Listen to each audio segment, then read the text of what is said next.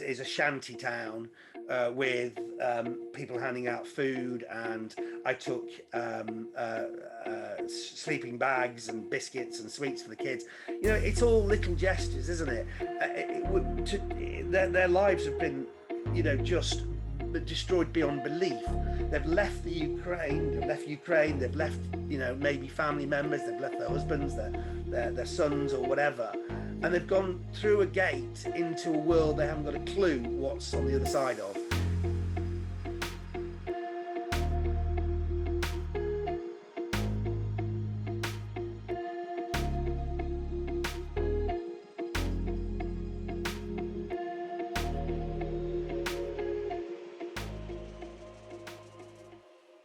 I think a lot of our viewers will know you as the host of shows like Homes Under the Hammer and other things they might have seen you on TV for, but they might be surprised to see you involved with a story like this. So I've obviously read through an account of what you've been up to, and it's clearly quite remarkable. So I'd be interested if you could give an overview to our audience of the work you've been doing and your recent trip to the Ukrainian border.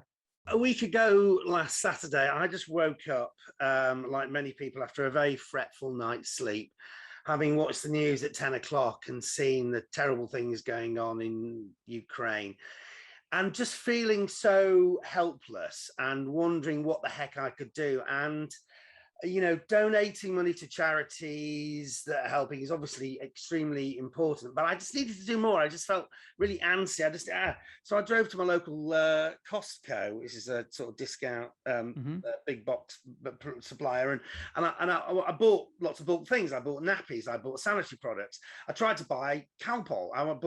Tried to buy 50 bottles of Calpol, and of course there's limits to how much you can buy of things that contain paracetamol. So I tried to get them through the till, and they wouldn't allow it. And some people on either side of the till in other queues said, we'll take them through for you. And so anyway, so I tried to offer them some money for this Calpol, and they wouldn't take it. So it's like about 10 quid. But I was just so touched these complete strangers did that. And I went out into the car park, and I was really upset, not because I couldn't buy Calpol. I was more just upset by the whole scene, what's going on in Ukraine, and the kindness of strangers. And if you give people a conduit to be kind, they will do it. So I recorded a little Twitter thing, which went viral.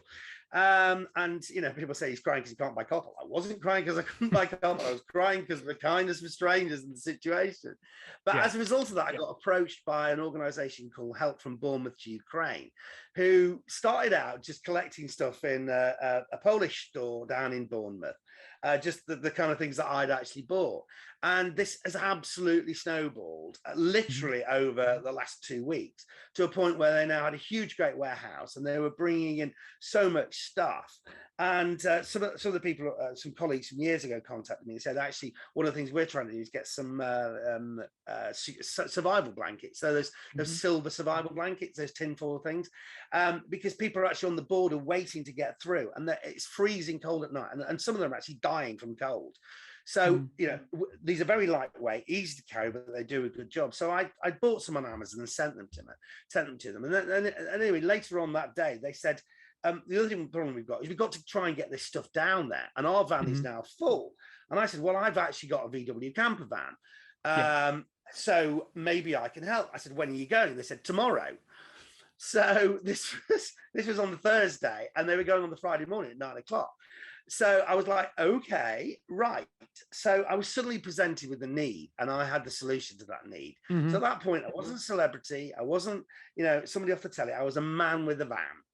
And I just thought, I'm just going to go and help. So I drove down to Bournemouth on the Friday morning.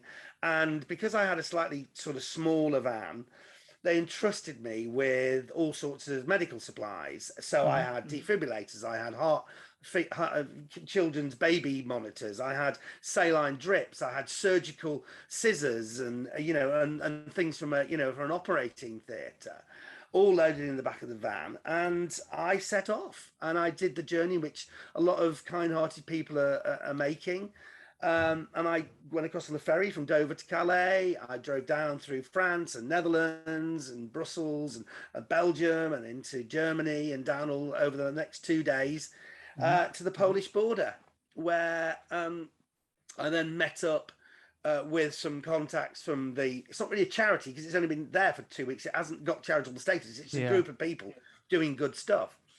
And I I was lucky enough to go to a refugee centre, and I saw what was happening to the goods that people are donating, because one of the things that people have talked about is, does the stuff that people give, do the Pampers, does the Calpol, does the stuff that we're all giving, the cat food, the dog food, does it actually get through to people? Well, so I wanted to see that for myself. And sure enough, at this centre, stuff was coming in from all over Europe, and it was being redistributed to the Ukraine itself, to other refugee centres in Poland. But the centre also was a centre for refugees coming across the border. So it was a place called Medica, which is right on the Polish-Ukrainian border.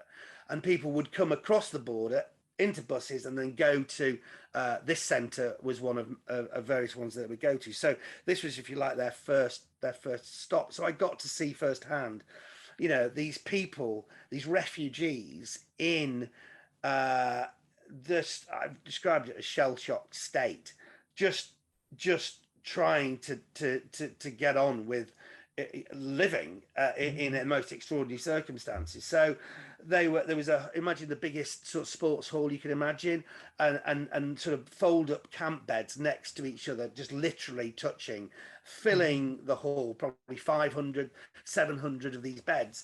And this particular place I was at, lots of particularly children and families, just there, just trying to make sense of the impossible to make sense of, but getting food, getting lots of love and support, and from there presumably looking at options for where they go after that. So I saw that, and I got to distribute some toys to some kids, and then I met somebody on the border, and at one point I was going to go into Ukraine because I wanted to make sure that the medical supplies I had just didn't get left lying around, and we'd been advised that it's a dangerous thing to do, but I would have done it.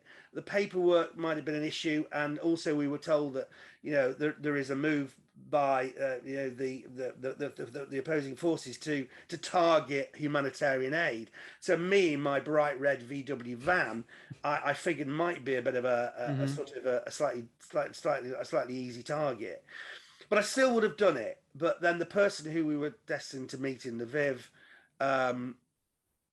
actually said, it's safer if I come to meet you. So he came across the Polish border, and I actually transferred my things that I took down there, all this high value medical equipment, into his van. And then he drove that into Lviv and onwards to other parts of Ukraine. And since then, he sent me pictures of the equipment that I took down, actually in the hands of doctors in a hospital in Ukraine. So I know it got to its place. And then finally, at the end of the day, I actually went right onto the border, which is the actual physical border crossing. So, the actual security checkpoints and the passport area, and saw the people coming across. And the first line of support is a shanty town with people handing out food, and I took sleeping bags and biscuits and sweets for the kids. It's all little gestures, isn't it? Their lives have been, just destroyed beyond belief. They've left the Ukraine. They've left, maybe family members. They've left their husbands, their sons, or whatever. And they've gone through a gate into a world they haven't got a clue what's on the other side of, in Poland and onwards. And you can't imagine what's going through their minds. So, the idea that on the other side they are met with love, and at least somebody to give them some warmth, some food, and some indication that, that they are in a process which is leading to them, at least having a chance to have at least the basic necessities to survive. So that was the last place I went to, and so I saw firsthand the difference again that direct action is making. And I'm not putting down what the aid agencies are doing, but I'm saying that there is absolutely a place, because I saw it firsthand, for direct action and direct bottles of Calpol going into the hands of the people who need it. And obviously that was quite a journey for you to make. What was the actual trip like? What was it like to make that trip, the way there, and also on arrival? What was it like to arrive on the Ukrainian border and experience what you did? You know, I mean, you set off with a mission like this and you have a purpose. I had a purpose. And that becomes the focus. So it's a long way. I mean, Google says it's 26 hours drive. Well, that doesn't allow for going to the toilet, eating, sleeping, and stretching your legs. So it's a 2-day trip. The second day was really tough. It was 8 o'clock in the morning till 2 o'clock the following morning driving. You know, and that if you've been on a long drive, I mean, I think it was the sat nav said it was like an 870-mile drive that day. You know, physically that's exhausting. My chiropractor is very happy because he's getting lots more business out of me to put my back into some kind of shape. But you know, I was just a man with a mission, and you know, my physical, what I had to go through is it pales into insignificance, doesn't it? Beside the mental and physical suffering that these poor people, you know, who I saw firsthand are experiencing in a way that, you know, none of us really would have thought we'd ever see. And when you arrived, what was your experience of the Polish response, both to people like you and also the refugees coming across the border? So I asked this question specifically to the people in the redistribution centre for the goods that have been donated. I said specifically, do you need these donations? You know, and they categorically said, yes, they do. So all those sort of people who are saying, well, it all gets dumped by the roadside, and well, you know, well, they just need money. Well, they do need money, I'm sure, and maybe somewhere stuff is dumped by a roadside. But my experience was it absolutely was vital. So the stuff that Gladys in Bournemouth and Paul in Wolverhampton give is actually getting through to the people who need it. And you know, what are the aid agencies going to do? They need to buy stuff there, you know, and the thing is, the shops are running out of stuff. So the organization on the Polish side, I have to say, was amazing.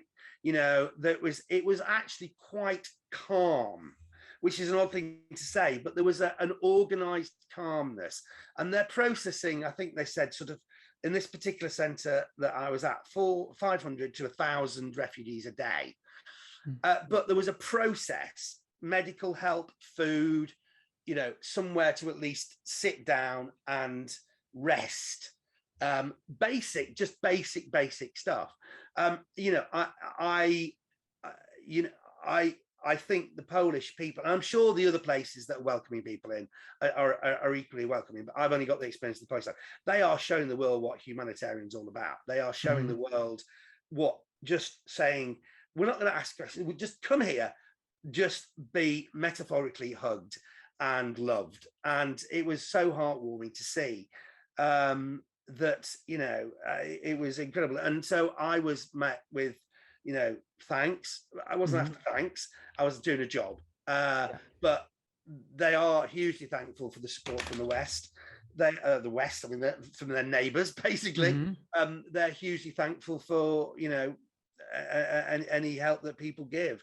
And, you know, we all have to pull together on this, right? I mean, I likened it a little bit to sort of, or liken it in my head a bit to Dunkirk, you know, when all those little fishing boats set off to save the soldiers who were stranded. And, you know, they couldn't get one big ship, but lots of little ships saved lots of lives. And I wouldn't advise people just to get in their car and just drive down there willy-nilly, although I know that's probably a huge temptation to do that. I think you need to do it, you know, knowing that you're going to meet people who are official, if you like, and can also make sure that the stuff goes to the right kind of places. So, you know, you do need to team up with the likes of Help from Bournemouth to Ukraine, or at least have people on the ground, because of course in any situation like this there are those people who will go to hell and suffer massively, I hope, who are pretending to be, you know, helping out and pretending to be redistributing the stuff and taking it, selling it on the black market. You know, in any situation there will always be people who are like that. So you do need to be aware, and you do need to, you know, have I believe a bit of support to do what in any circumstances is quite a challenging thing. And you know, you'll go through all the emotions I went through: a fear of the unknown, a fear of driving to a war zone, because although I didn't go into Ukraine, I thought I might. And anyway, I was only 20 kilometers away from where there'd been, you know, a missile attack the night before I went in or went to the border. So it's the nearest I've ever been to, you know, to that kind of situation. You know, I've got 2 kids of my own, which is one of the reasons why I wanted to do it, because, you know, I saw the pictures of the children who were like my children, you know, suffering, you know, so terribly, you know, which is why, you know, when I saw a little girl like my daughter and a little boy like my boy, you know, in there, it just so brings it home on such a personal level. It makes it really difficult, you know, but you know, I did my bit, and yeah. Thank you so much for sharing that. It's really, really interesting to hear. And when it comes to what British people can do and what people can do from the UK, what do you feel like the best route is for people to support those Ukrainian refugees? And from a practical level, was there anything you noticed while you were there that they were particularly short of or in need of? I think you know, I believe in this kind of circumstance, there needs to be a balance of everything. You need to carry on supporting, you know, the Disasters and Emergencies Committee. You need to carry on supporting charities who are focused on this. But I also think there is absolutely a need for direct action, and so places that are gathering together bottles of Calpol, you know, baby nappies, medical equipment, you know, all the kind of stuff that you think that they might need. I think there is absolutely a place for that. So carry on supporting that. And if you you know, if you feel like you're up to it and you have the capabilities, then, you know, I know people like, you know, Help from Bournemouth to Ukraine, you know, they would welcome, you know, your help getting stuff in a van, you know, getting it down there. I mean, as I said, flotillas of VW camper vans heading down there. From my personal experience, it does make a difference. And you know, yeah, I mean, from my point of view, you know, I'm now looking at the next level of what I can do to help.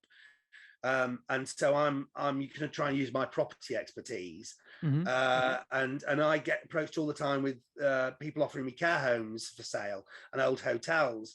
So I'm going to try and I've just launched a crowdfunding page called Martin Roberts Ukraine Housing, and it's on crowdfunding.co.uk, and that's looking to set up a bit of a fund to try and get some of these, what we sort of like low-hanging fruit accommodation back up to speed, because these care homes, if they're closed down for any reason, I think they would be a very quick way to get you know, pretty decent short to medium term accommodation, which is what's going to be in demand, not only for, you know, Ukraine, but other wars that are still happening wherever, you know, to try and help out with any refugees, and, you know, and getting that sort of housing need sorted out. So I'm sort of focusing my attentions here on that. But I can't forget the images I have of the individuals I met and the situation, which is only getting worse. And unfortunately, my fear is that we become a little bit, as you know, we've seen the images before. They're not as shocking as the first time we saw them, and maybe they're slipping off the front of the newspapers, but it's getting worse, and that human suffering is going on. And, you know, we can't forget that it's down. And, you know, I personally feel whatever we can do to carry on helping is so needed. And you mentioned your project around property, and we'll link to your crowdfunding page on this video, so if people want to support, they can. But how have you been finding that so far? Have you been able to find any properties which have worked, or is the team still working on that at the moment? So it's all really fresh. I mean, bear in mind, I only got back a couple of days ago from Ukraine. Yeah. So, you know, what we're looking for is people who maybe have places that we could either lease off them at a low amount, or people who might want to donate them for a short period of time. People who've got funds they might lend to us at a low or zero interest rate, which we could use to purchase some of these properties, you know, or we just look to try and raise funds to buy them. So, you know, it's a case of if you have or know of such things, or if you're willing to contribute in any way to help what we're trying to do. As I said, I think it can be, you know, it can provide a lot of extra accommodation, you know, relatively quickly. Thank you so much for all of your insight. It's incredible what you've been doing. And I think hopefully you've inspired other people in a similar way. And certainly your stories of the fact that those goods really are making it to people, I think is encouraging, even if people aren't planning on getting in a van and doing what you did. I think it's really encouraging to those who are donating that it really is making an impact regardless. And I believe it is. And if you go to my Twitter, which is TV Mhm. Martin Roberts, or my Instagram, which is Martin Roberts TV, the whole journey Yeah. from first inception to what I saw there is all documented. So Yes. it's very raw. It's just me with my holding my phone. But I think in some ways it's good for that because it's not edited. It's just what I found. So you can see for yourself where the stuff goes to and why it's needed. Fantastic. Thank you so much for your time, and thank you for everything you've done. Pleasure. Thank you.